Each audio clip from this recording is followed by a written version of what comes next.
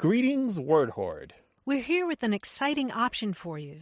A version of our podcast without any ads. That's right. No advertising interruptions, just the content you love, ready to go in your favorite podcast apps like Spotify and Apple Podcasts. It's another way to support the show, ensuring that we keep bringing you the word stories and language explorations that you love.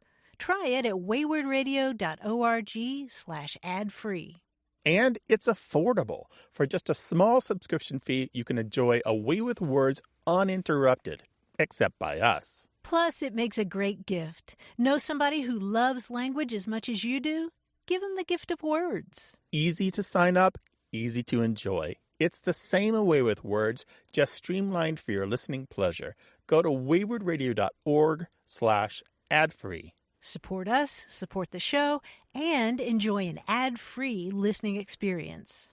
waywardradio.org/ad-free. Thank you. Hey, podcast listener. Even though you're hearing this recorded show, you can still call us whenever you want. 1-877-929-9673. Our voicemail will take your call. Later, we'll listen to it just as we listen to all of them. And then there's always a chance that we'll decide to have you on the show to ask your question or share your story. On with the show. Support for A Way with Words comes from National University, where flexible online classes let you earn your degree or credential on your schedule. Learn more at nu.edu.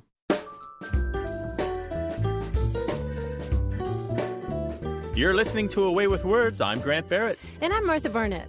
I've always gotten a kick out of those collective nouns for animals. You know, they're the simple ones like a gaggle of geese or pride of lions. And then they're the more unusual ones like a smack of jellyfish and a clouder of cats. Clouder. Clouder, C-L-O-W-D-E-R, clouder of cats. And you can find a lot of those in the book An Exaltation of Larks, which is another. Book. Yeah, I love that book. Yes, James Lipton.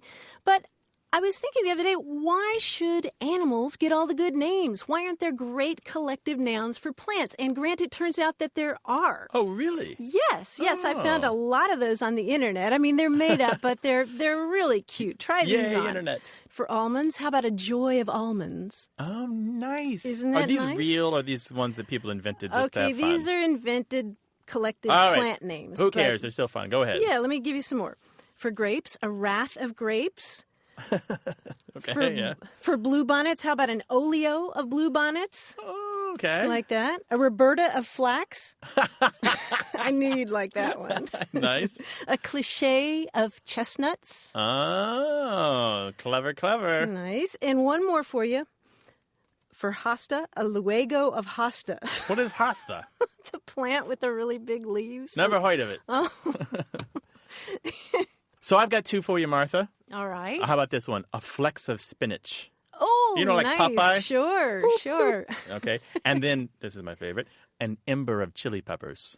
An ember Right, they're of fiery chili hot, peppers. right? They're like glowing red and they're going to burn your lips off. Yeah, nice. But we do have some kind of collective nouns, but they're just not really specific, like a bouquet of flowers, right? Yeah. Or a sprig of mint. Was that collective, really? A sprig is like multiple leaves, right? Yeah, that or works. A mess of greens, one of my favorites. Mess of greens, yeah. But I'm going to share some more that I found later in the show. Oh, super duper.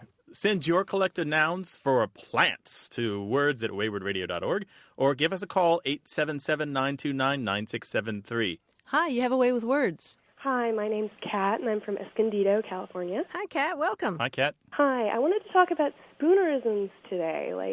You don't really hear that many Spoonerisms nowadays. I can only think of a couple of them that in our modern idiom, maybe punk and drublick or too many martinis, that kind of stuff. Too many martinis. And they only usually refer to being inebriated or something like that. Those are the only ones I can think of.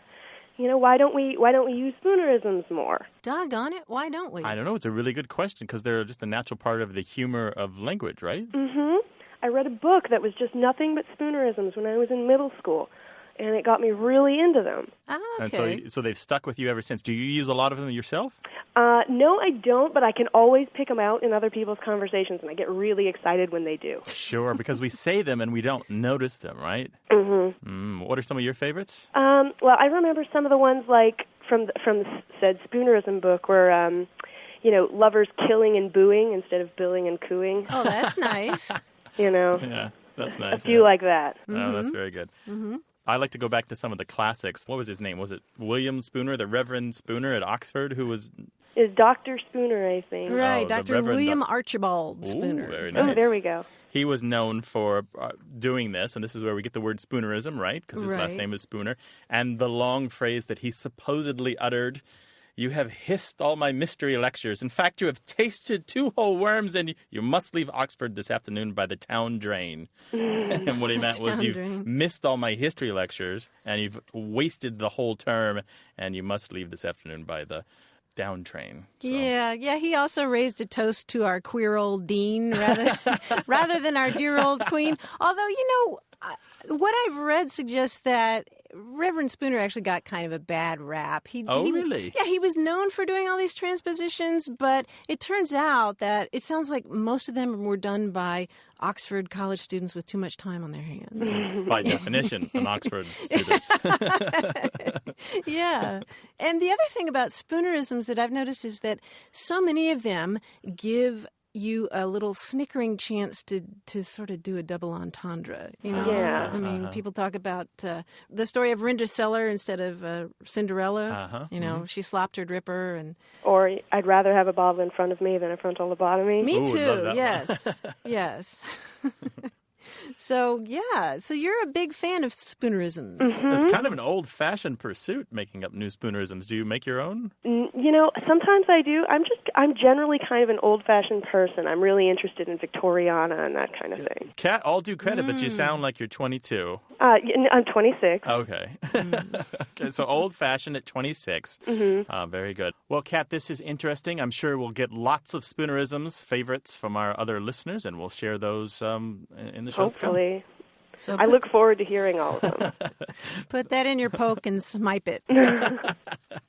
Thank you so much, Kat, for calling today. Bye-bye. Bye. Oh, I just remembered. We forgot to mention that book by Shel Silverstein that was published after his death, Runny Babbitt, a Billy Sook. Well, Kat has a great idea. What are your Spoonerisms? Send your favorites to words@waywardradio.org or give us a call, 877-929-9673. These are sure to be a lot of fun. Hello, you have a way with words. Oh, hi. Martha and Grant. This is Ramona Tenorio from Milwaukee, Wisconsin. Hi, Ramona. Welcome to the program. Hello. I have a question for you. So I grew up in Milwaukee, and my grandfather would make this meal for us. It usually happens sporadically, and it was mainly done once a year. And he called it punnus. It was kind of the way I can describe it is like a meat type of bread, a meat bread. I wouldn't call it a meatloaf. But he grew up on a farm. He's of German and Dutch ancestry, and he grew up on a farm near Newton, Wisconsin. And so I was wondering if you could help me try to figure out where punnus has come from, its origins, and if there's other people, if it's a common food in Wisconsin or other areas throughout the United States. So you're going to have to say that word for us again. It sounded like you said pumice, but that can't be right. That'd be No. Clean your teeth, but no. Can you spell it? Yeah, I think the family spells it P-A-N-N-A-S. Okay. Oh, very good. Interesting stuff. So your grandfather made it and fed it to his family. Yes, he fed it to his family. I never actually saw him prepare it, but I've heard stories about its preparation. Apparently it smells a lot when you prepared it. Smells in a bad way or a good way? In a bad way. Oh, and people still eat it? Yes, well, I loved it. And once it was done and was finally prepared, it tasted delicious. Its preparation was very arduous. For example, it was made from pork neck bones.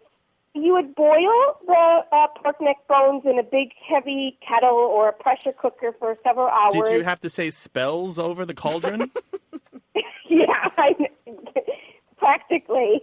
And you would make a broth from it. And once the meat was tender, you would take the meat from the bones, discard the bones, and put the meat back into the pot. Mm-hmm. And then after a while, you'd add a couple cups of buckwheat flour or buckwheat pancake flour, and or a couple cups of white flour. I think my grandfather added the white flour just to make it a little softer. Okay.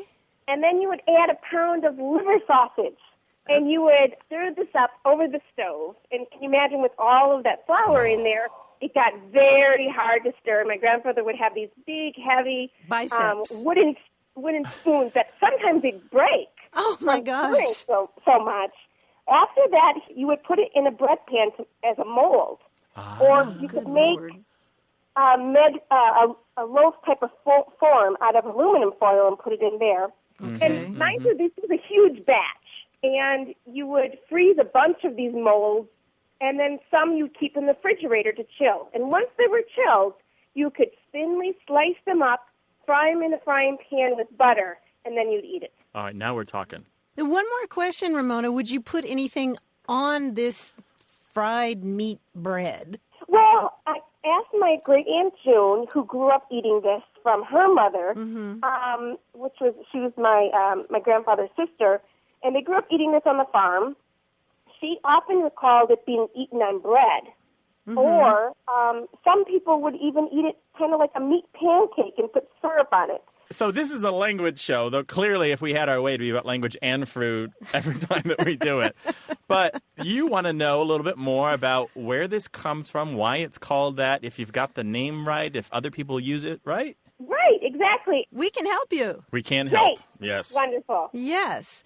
It's Pennsylvania Dutch, and, well, it's spelled a lot of different ways. Panhas or Panhoss. Some people call it ponhos or pony horse. And it's kind of spread in that area, Illinois and Pennsylvania, West Virginia. And it's the same thing as Pennsylvania Dutch scrapple, or very similar to that. Scrapple. Scrapple. Yes. So it's another kind of dish of mixed meat parts in a little kind of gelatin made into a loaf. Right. Just using all that extra stuff that you have left over. I imagine it was a Depression era kind of. Well, no, it's been used for a long time that way. You make the most of what you have there. You know, is it strictly American? Well, it derives apparently from German. So this has a history of hundreds of years. I'm looking here.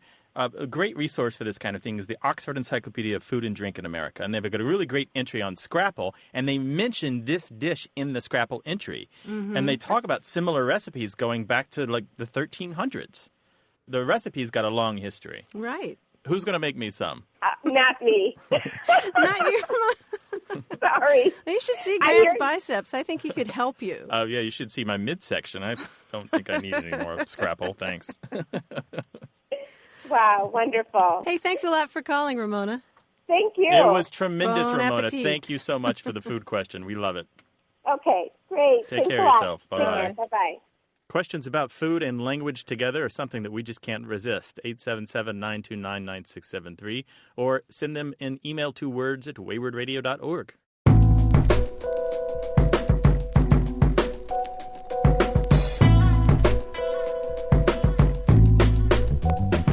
Digging through the email bag here, Grant, we got something from Mark J. Drozdowski in Templeton, Massachusetts. He writes, Martha and Grant, just curious, does snap, crackle, and pop require a serial comma? No. A serial comma? You can Get it, punch it. Huh? Where's the hi-hat? But I'm bummed. That's actually pretty funny. I liked it, Mark. Thank you for sending it. The place to send your thoughts about language, words@waywardradio.org, or call us 877-929-9673. A puzzle's on the way. Stick around for more of A Way with Words.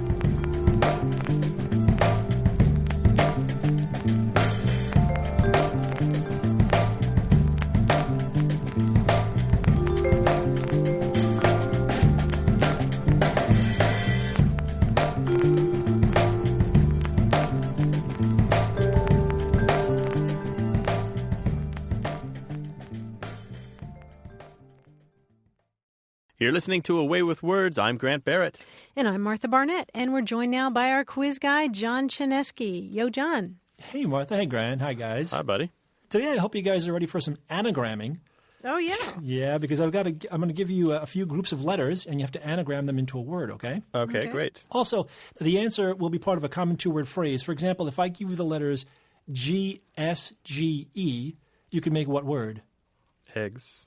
Eggs, right. And what two-word phrase could describe GSGE? Scrambled. Scrambled, right. Scrambled. Scrambled eggs, good. They're sort of like wacky wordies, those little graphic representations of words you see in the magazines. I'll give you a clue to the phrase, and let's try a few more. Okay. Here's the first one. Something found in a bowl at a party. TSUN. TSUN. Nuts. So mixed nuts. Mixed nuts. Very good. Mixed nuts. Great. How about this? Part of a hackneyed phrase. LIKM. M as in Michael? Yes, M as in Michael. Or milk. Scrambled Spoiled milk? Close. Spilled milk? Spilled milk. Very good. LIKM is gone blinky. spilled milk. How about this one? A medical problem. SKID. Kids? Kids are not a medical problem. SKID. Disc? Slip disc? Yeah, Slip disc is good. I take ruptured disc is also good. Very good.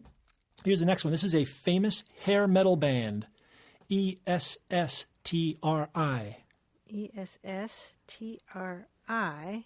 Okay, Grant, this is your department. Hair metal band. ESSTRI. Yeah. Sister. Twisted Sister. Twisted Sister. Oh, good Very one. good. Yes. Here's a shout out to D. Snyder, wherever he is. This is a classic practical joke. GCRIA. GCRIA. It's not a particularly nice practical joke either. GCRIA? That's right. It's not a Murphy. It starts with a C. Cigar? Right. Exploding cigar. Exploding cigar or exploded very cigar. I'll good. take 'em. Oh, man. Okay. Interesting. These are tough. Now, this next one is 3 words, okay? This describes something bad that turns out to be good. So it's pretty long. SGLINEBS.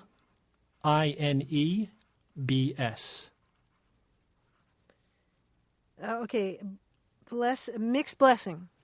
Mixed blessing very is good. I was also going for blessing in disguise. Oh. But I'll take How about mixed scrambled blessing. Scrambled blessing, a faulty blessing, anything like that is good. Here's something kids learn about in English class. RVSBE. RVSBE. Verbs. Mm-hmm. Compound verbs. Helping, auxiliary, what kind of... Irregular verbs. Irregular verbs. Very good. Very good. And here's the last one. This is a common sitcom plot device. It's kind of long. Deus ex machina? No. Okay. DYNTIENT. DYNTIENT.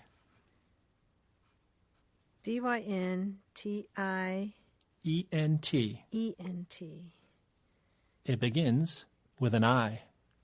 Identity, hidden, what do you call it? Something identity. Mistaken identity. Thank you. That's it. Mistaken Thank identity. you. Very, very good. John, that was fun. Thank you. If you'd like to talk about grammar, slang, punctuation, or words and how we use them, the number to call is 1-877-929-9673. That's 1-877-WAYWARD, WAYWORD, or send us an email to words@waywardradio.org. Hello, you have a way with words. Hey, guys, this is Mike calling from Dallas, Texas. Hello, Mike. Hi, Mike. How you doing? Hey, doing great. How are you guys? Super. Really good. Well, hey, let me give you a little bit of background as far as what I do. I am a theater arts teacher. I teach at a couple of colleges here in the Dallas area.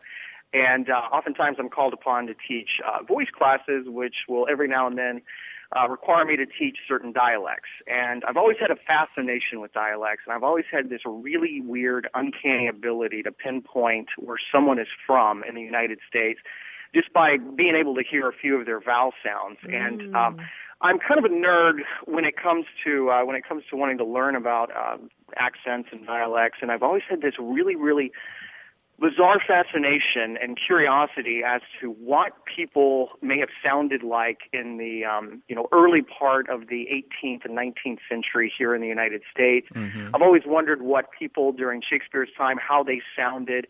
I had this teacher in graduate school. She was from London, and she worked for the Royal Shakespeare Company for many years, and she was a big proponent for American actors never, ever, ever using a British accent to do Shakespeare, because she said the way that British people speak now is nothing like Shakespeare spoke back then, and she actually read a monologue from The Merchant of Venice using the accent that she thought Shakespeare probably used.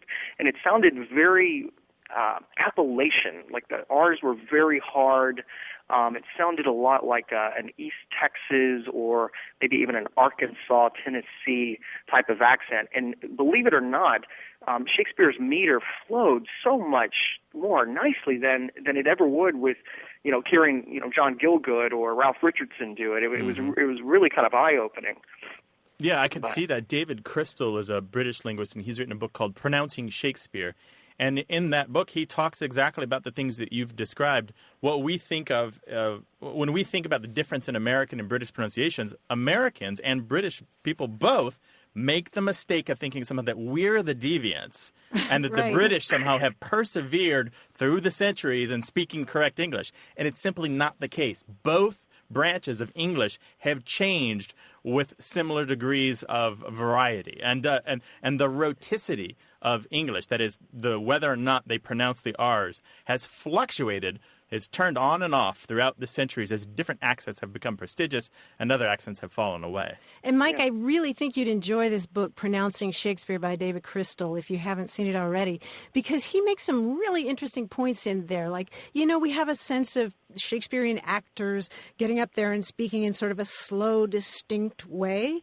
But he's figured out from texts that actually they probably spoke a lot faster. And when the company that performs there at the Globe was performing Shakespeare plays in the original pronunciation, or what they've extrapolated is the original pronunciation, the plays were always 10 minutes shorter.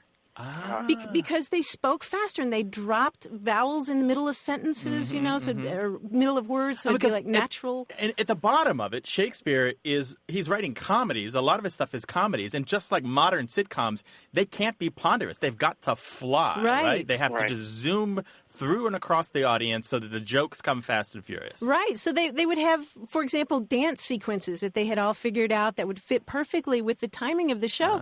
And they kept going, and they had to redo the dances because the plays were shorter. Well, this has been a great call. It sounds like you've got some interesting work. Yeah, and I'm really looking forward to checking out this book. Yeah, thanks. Sure. Yeah, in fact, there are recordings online. There are, as a matter of fact. We'll link to them on the website. The David Crystal has advised a few theater productions on how to do Shakespeare in the original, and some of these videos are really kind of astonishing. You're like, well, that's not a very good British accent, but they're not doing the modern British accent. They're doing the old one, and so it's pretty great. Thanks a lot, Mike. Yeah, thanks, guys. Have a good one. Our pleasure. Take care. Bye-bye. 877-929-9673, or send an email to words@waywardradio.org. Hi, you have a way with words.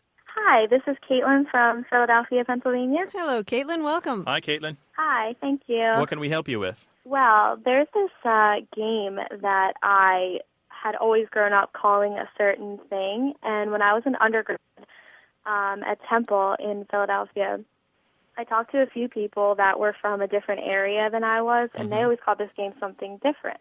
And so this Spin the game bottle? is when... No. Not exactly. Oh, okay. So this game is when, you kind of sit in a line, and the first person thinks of something that they want to whisper to the next person, and, on and on down the line until it gets to the last person, and the last person is the one that says it out loud. And so I always grew up calling this game Whisper Down the Lane.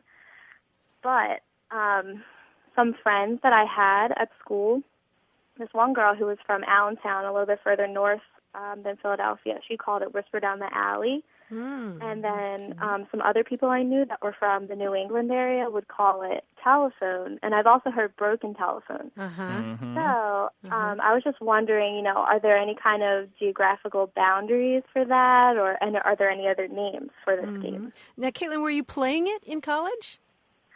No. Or were you just talking about it? Yeah, I think it just got brought up I don't know why, but I can't even remember, but I know we were talking about it, and I had never, I was so surprised because I had never heard these other names for it. Right. Okay. And the object of the game is to pass a message down the line, and by the end of the line, it's really different from when it started, and you're supposed to whisper it in such a way that other people can't hear you, only the person that you're talking to, increasing the chances that it'll be corrupted, right? Right. This is the kind of game that parents pull out when they meant to have a party outside, but it's raining, and they're desperately looking for something to entertain a house of 4-year-olds. Yeah, exactly. I just thought that telephone was strange because, on a telephone you wouldn't really whisper. So I was like, that's kind of, a little out there. I mean, whisper down the lane, made much more sense to me. Telephone. It was. Yeah, we called it telephone. It was a telephone game, and we lived in the country for a large part of my childhood, and so when you got news from one family member, you hung up the phone and immediately dialed somebody else, and then they did the same thing, and so before you know it, grandma's in the hospital became grandma's on her deathbed. Okay, it's just like a slight twist to the content of the message, not necessarily even the words. So by the time that, people have shortened the story or elongated it, as the case may be. Grandma bought her horse a pistol. Yeah, it is interesting that it goes by different names. I'm not sure that there are any specific regional components, though. Unless you're in Britain. Yeah, unless you're in Britain, they tend to call it Chinese whispers there. Right. I think I actually was looking up, doing a little bit of research online, and I think I read that. But generally, I feel like whatever article I was reading said they didn't typically use it in the United States too much. Well, I don't know of any regional variation on this term, but I wouldn't be surprised if we got a lot of calls about it with other names that people might use. Telephone game, Chinese whispers, whisper down the lane. Those are the most common as far as I know. Yeah. You don't hear Chinese whispers here because it's a little politically incorrect. That's right. Yeah. This country. Right. Well, I might recommend to you the book How We Talk by Alan Metcalf. It's a very accessible look at regional dialects around the country, and you might find some more in there that would... Yeah, I would love that. Thanks so much for calling today. All right, thanks, guys. All right, best of luck with your studies. Bye-bye. All right, thank you. Bye-bye. 877-929-9673 or email words@waywardradio.org.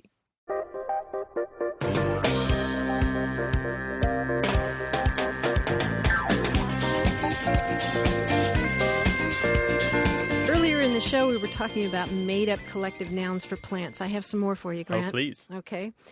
How about a gilding of lilies? A greasing of palms. I love that. A tintinabulation of bellflowers. Oh, Isn't that that's nice? Yeah. A rash of poison ivy, of course. A haste of impatience. And I love this one. A stan of laurels. Oh, nice. How a about stand that? of laurels. Very good. Send us your collective plant names to words@waywardradio.org. Hello, you have a way with words. Well, hello. How are you? Great. How are you doing? I'm doing well. This is David calling from Bentonville, Arkansas. Well, David, welcome to the program. Glad to talk to you. What can we help you with? Thank you so much. Well, I have an interesting question about the term further or farther, and which one is which for the purposes of whatever you're doing. I was in the process of writing a report, and I was going to start a sentence that said, to the extent before so-and-so went any further, the meeting was canceled, as an example. And somebody read it and said, no, that should be before he went any farther. I said, well, no, it should be went any further. So we really could not find an authoritative source to answer our question as to which word is more appropriate in that situation. And so I said, the only authoritative source I know is your show. Yes. Well, before we go any further, David, that's how I would say it. Is that how you would say it? Further? That's how you did say it. I think that's how I did say it. And I was challenged, and of course I didn't have anything to back myself up with. So further with a U is what you would use. That's unless, what I would. Yeah, David, unless you were having this meeting on a train. before we go any farther down the road. The Ozark Express. Yeah. I mean, generally, further is going to refer to more abstract kinds of things. And farther, more and more in this country is becoming specifically for distance. Mm-hmm. It's definitely that way in Britain now. But yeah, I think further was correct in that case. Yeah, Okay. I think you had the right decision. And there are a couple of reference books that will back you up. Two of the biggies that we talk about, Brian Garner's Modern American Usage and the Merriam-Webster's Dictionary of English Usage. These basically represent two ends of the style spectrum. And so conservative or liberal, not in a political sense, but either one of those will support your case. They're good to have on your desk anyway. Well, that's great. Thank you. So maybe can I say that for the purposes of remembering this rule, can I simply notice that farther starts with the word far, and that would be anything where you're talking about a physical distance, and further is fur, which has nothing to do with anything, but it's abstract. Yeah, fur. It's a little bit more fuzzy, isn't it? I never thought of that until you said that, but that's a great way to remember it. Thank you, David. Well, thank you both, and I appreciate the authoritative decision. Right. I don't think we need any further discussion, right? Thank you so much. Okay. Thanks, David. Thank you. Bye-bye. Bye-bye. Without further ado, that number is 877-929-9673, or you can send an email to words@waywardradio.org.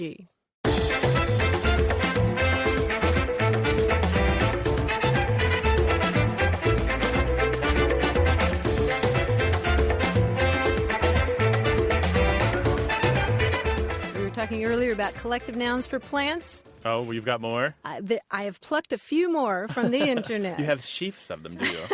I do, bringing in the sheaves of collective nouns for plants. How about this one? For roses, a war of roses. Mm-hmm. For passion flowers, a crime of passion flowers.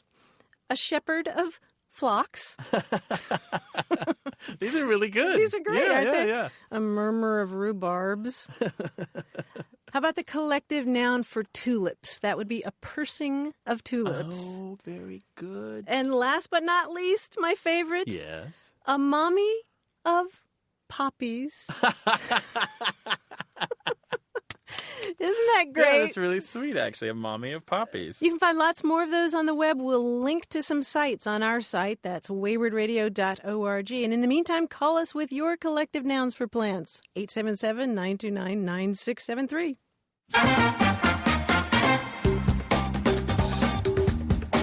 We're kicking it Bookman old style. Fonts coming up on Away with Words.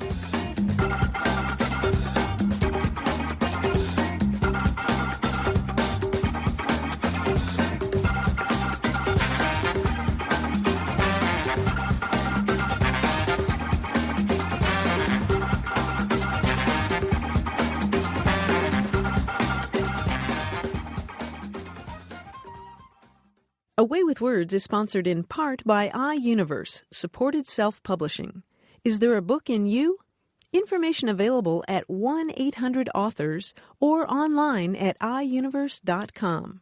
And by National Geographic Books, publishers of The Last Speakers, The Quest to Save the World's Most Endangered Languages by K. David Harrison from the Emmy-nominated documentary The Linguist, in bookstores and on the web at shopng.com/books. You're listening to Away with Words. I'm Grant Barrett. And I'm Martha Barnett.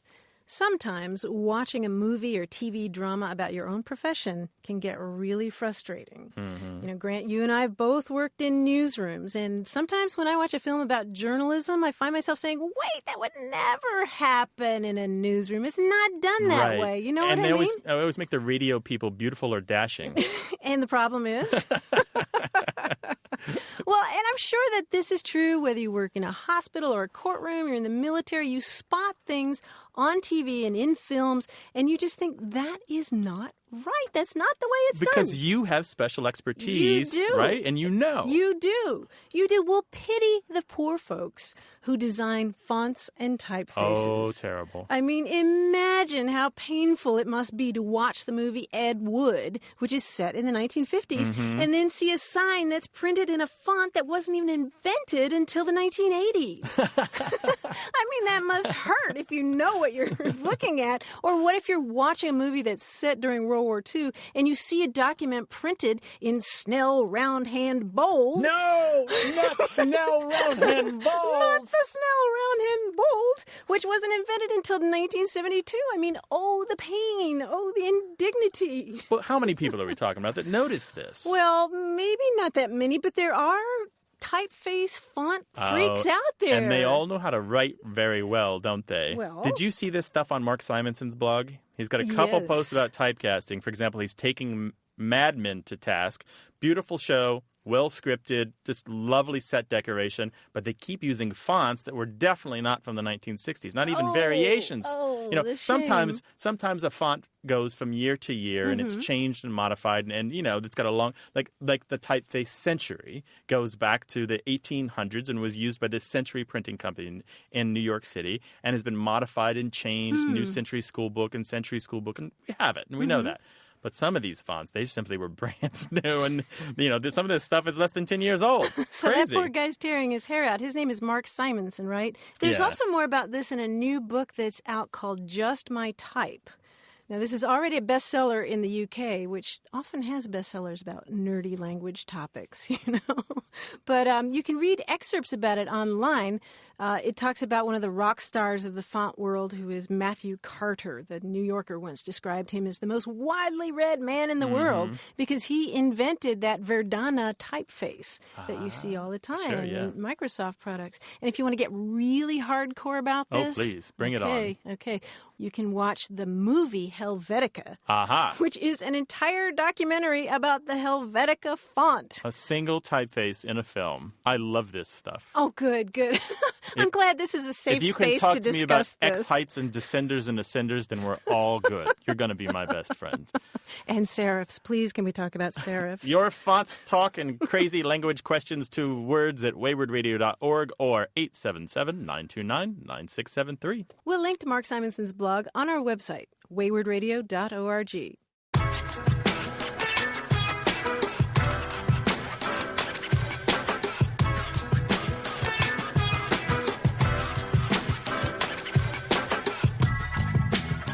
Hi, you have a way with words. Well, thank you for saying so. This is Matt Bracey calling from Dallas, and I have a question. Well, I'm perplexed by a certain choice of words I've heard lately, and I don't know if it's just because I've just noticed it recently or if it's some kind of a new usage in our culture that I'm just not aware of. Okay. Or maybe it's regional. I'm originally from Southern California, where I know you are, and now live in Texas, but I've been in Texas for a number of years, so it may just be a new awareness I have. But here's the story. It's the choice of words between when or whenever.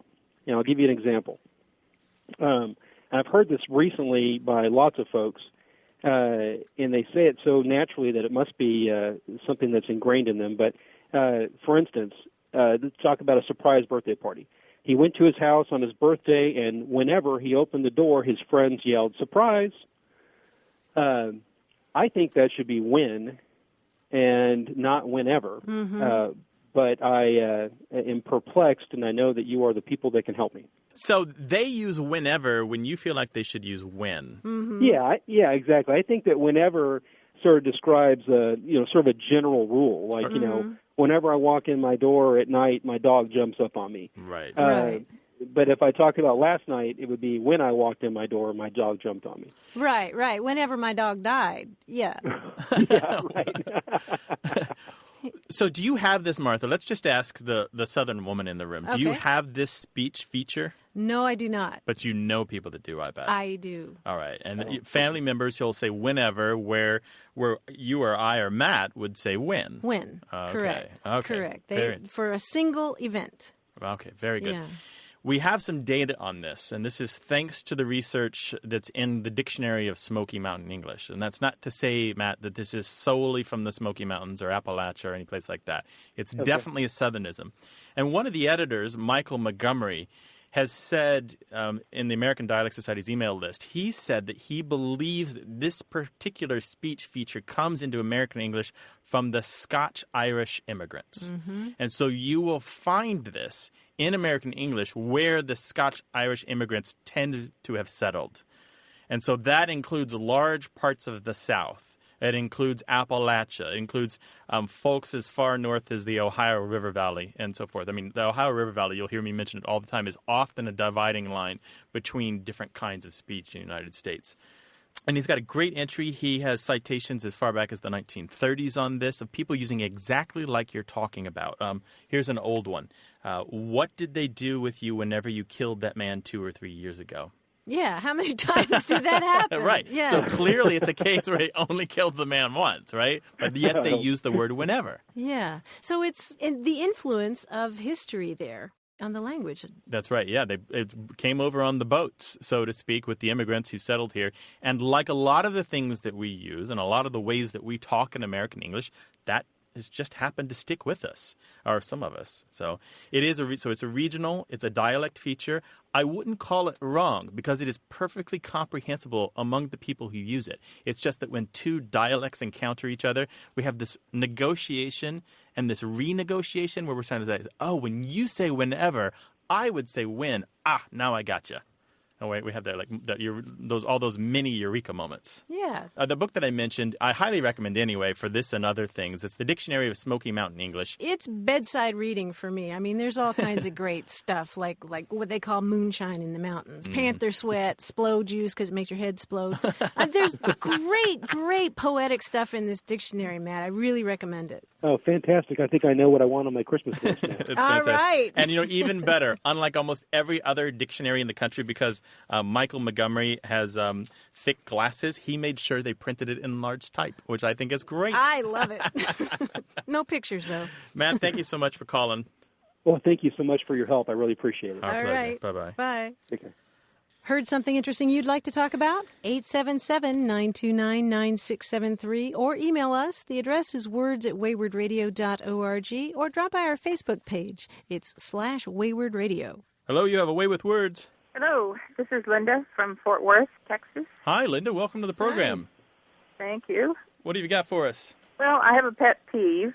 My pet peeve is the misuse and abuse of the word crescendo. Crescendo.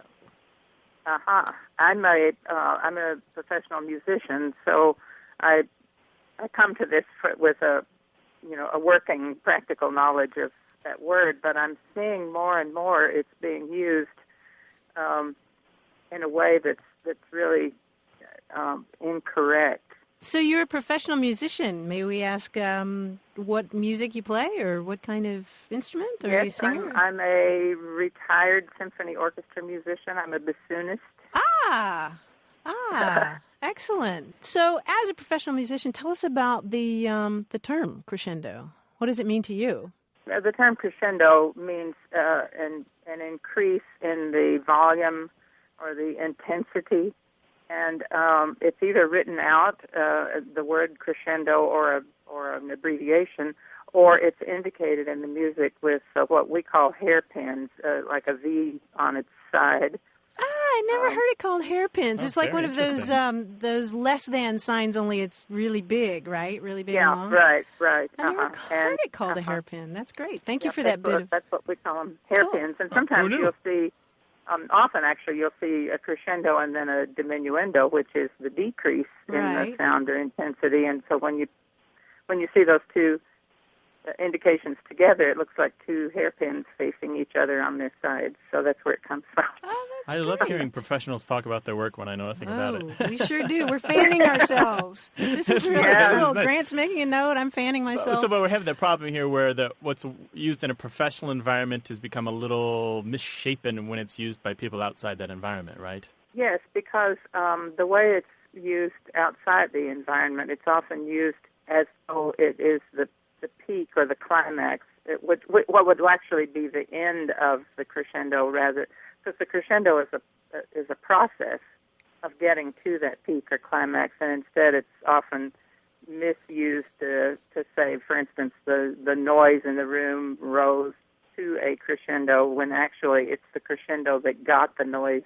to that point. Exactly. That rose to, Right. I think, Linda, what's happening is that people have lost sight or never saw the Latin roots of this word. If you pull it apart, you see that it's related to words. It has to do with growing, and it's related to words like increase.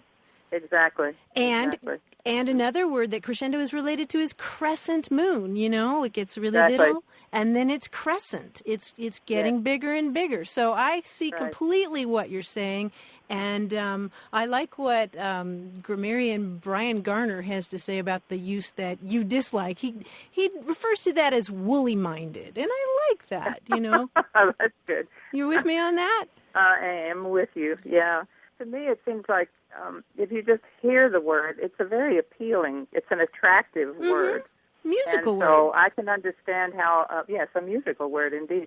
And I can understand how a writer would say, "Ooh, that sounds great. I'm going to use that," and then wind up not only misusing it a bit, but missing the opportunity to get the most out of the word, to get the crescendo out of the word. Get the crescendo out of the word crescendo, right? Bingo. That's right. It's a seductive word. And I think so. Mm-hmm. And the truth is that writers as fine as F. Scott Fitzgerald and William Faulkner have been seduced by that word and used it in the way that and I would say is incorrect. So, Linda, I think you're right. There is a crescendo of people using crescendo in this way, but if you want to be really precise about it, use crescendo to describe the process rather than the end result. We appreciate your musician's perspective on this, and thanks for calling. Sure. It was a pleasure. It was really fun. Okay. Thanks a lot, Linda. Bye-bye. Bye-bye. Thank you. Bye. 877-929-9673, or you can send an email to words@waywardradio.org.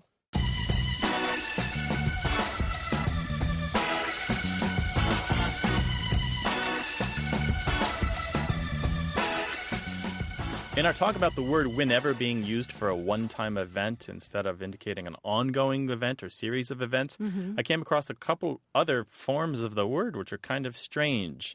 These are both conjunctions. They're both from the Dictionary of Smoky Mountain English. Whenevern, with an N at the end, whenevern. So whenever it was snowing, you couldn't get half the logs out of that brush. I like that. And then whensomever. So it looks like when with some ever at the end. Grant, often in Appalachia, I've heard people say ever when. Oh. Ever when and ever who. Ever who's coming. Come on. Ah, very interesting. That's new to me. Share your quirks of English with us. Words@waywardradio.org or 877-929-9673. Hello, you have a way with words. Yes, hello. This is Ben Gurnett from Quincy, Florida. What can we do you for today? Well, I had a question about, I'm from Indiana, and growing up there, I never remember it from my childhood, but I now have two children, and my parents, whenever the kids have a runny nose where it's just dripping down their lip, they call that, they say it has a lamb's legs. Lamb's legs? Lamb's legs. For a runny nose, like the glazed lip, right? The donut face? Right. Exactly. Oh, what a nice question. Yeah, I thought it was a fitting question for the show. Yeah. So you've got a couple of kids yourself. I have one, so it's a common feature of childhood, right, is the glazed face. Right. So what do you know about this? Is this something that they learned from their parents? They don't know where it came from. They both grew up in West Lafayette, Indiana. Mm-hmm. So what would they say about it exactly? How would you use it in a sentence? We need to wipe the lamb's legs off his nose. Okay. Oh, that's so cute. So I don't know if you guys have come across that. That is fantastic. Well, it is a term that we see in dictionaries back to, the 19th century? Probably, Grant? In Britain. Either lamb's leg or lamb's tail as well. Although I like the idea of the legs, the two coming the two down. little legs hanging down there, I guess. That's all I know to suggest is that it's a resemblance. So we got it from the naughty Brits, is what you're saying? Yeah. And is this widespread in this country? No, it's not in the South or the West so much. It's more in the Indiana, Wisconsin. So north of the Ohio River. Yes, north of the Mason-Dixon line. So that would fit perfectly with your experience. Oh, very good. I've never heard that. I mean, I've never heard that at all. That's great. I love it. It's terrific, isn't it? Yeah. There's only one other weird expression like that I know in English, and that is candle. Who uses that? Well, so like a dripping of wax, then. Exactly. And there's a similar expression in Spanish. That's what made me think about it. And I looked into it, and sure enough, George Eliot wrote about a little 7-year-old vainly contending against candles at his nose by feeble sniffing. Candles at his nose. It's like candle dripping. Same thing in Spanish. But I do like lamb's leg. That's nice. Yeah, it's a constant predicament. The boogery boy in my house is a common feature several times a year. Right. Yeah. How old are your children? 4 and 1.5. Oh, yeah. Prime my. years from Yuka's face. You have a whole flock of lamb legs there, don't you? Yeah, usually at the same time. Yeah, so we know a little bit about lamb's leg. We know that it comes into American English from British English. It's got some widespread use. Still not that common in the Ohio River Valley, especially to the north of that, south of the Great Lakes. And so your parents are speaking a dialect term that's part of a larger pattern rather than just something they made up. Yeah, a longer tradition. Ben, I bet a lot of people pick this up now. It's just too picturesque to pass up, I think. Right. Thanks for calling, Ben. All right, thank you. Take care. Bye-bye. Have a good day. Bye. The Way with Words, brought to you by Kleenex. Well, give a couple of snots a call, 877-929-9673, or send in an email to words@waywardradio.org.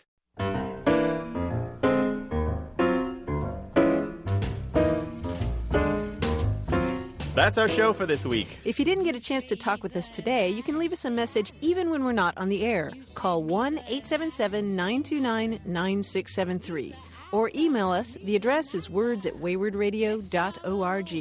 You can stay in touch with us all week on our discussion forums or at facebook.com/waywardradio. Stephanie Levine is our senior producer. Our technical director and editor is Tim Felton. We've had production help this week from Josette Hurdell and Jennifer Powell. A Way with Words is independently produced and distributed by Wayward Inc., a non-profit organization. The show is recorded at Studio West in San Diego, California. Thanks for tuning in. I'm Martha Barnett. And I'm Grant Barrett. Adios. Bye.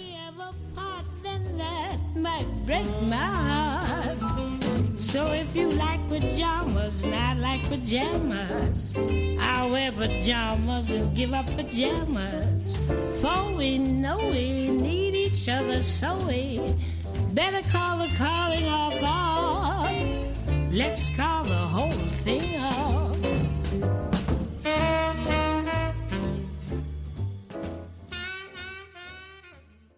Support for A Way with Words comes from National University, where flexible online classes let you earn your degree or credential on your schedule. Learn more at nu.edu.